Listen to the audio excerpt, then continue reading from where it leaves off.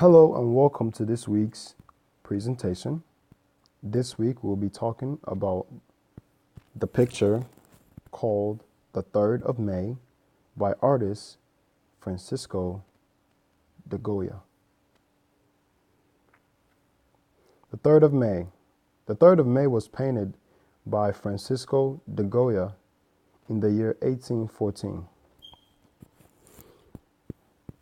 The measurements of the portrait is about 266 in length and 345 centimeters in width.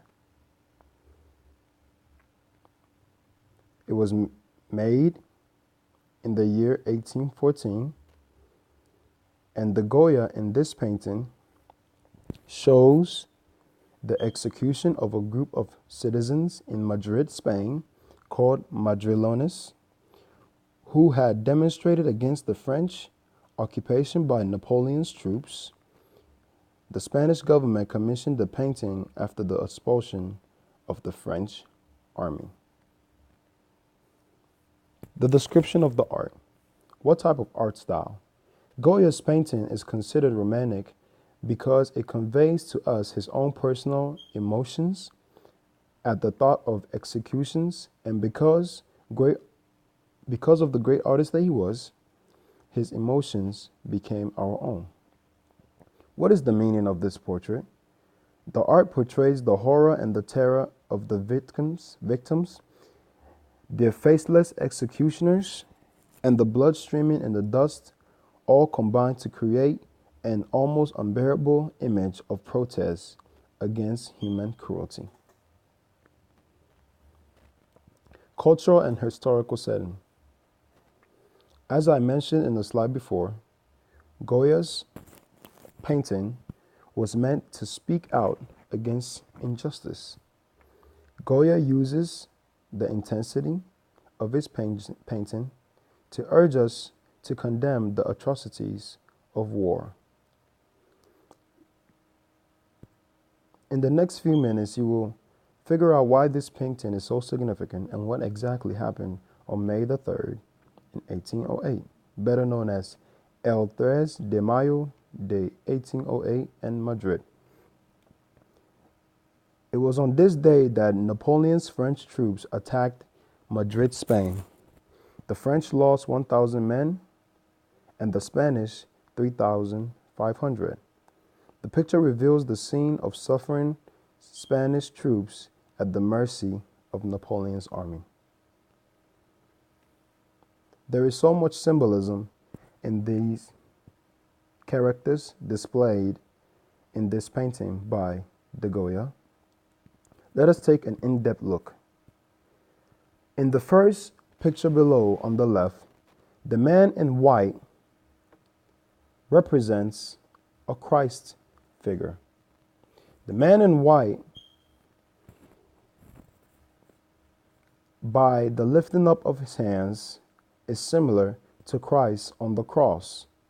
The man is a martyr for the rest of the town, which is why his white clothes are not soiled. He is wearing a clean white shirt, which is significant because it is different compared to the other Spaniards in the picture. The town's people were wearing dirty, blood-stained clothing.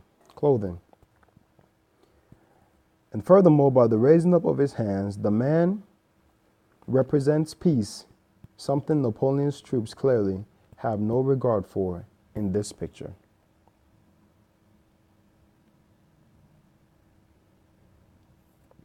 In the second picture, with the man who lies down on the floor bloody, he represents the dead.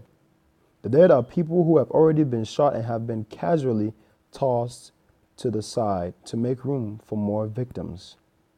As upon further examination, the man with his arms spread in a V looks pained even in death. One of the things that I love about this picture is how accurate the facial expressions are on these victims.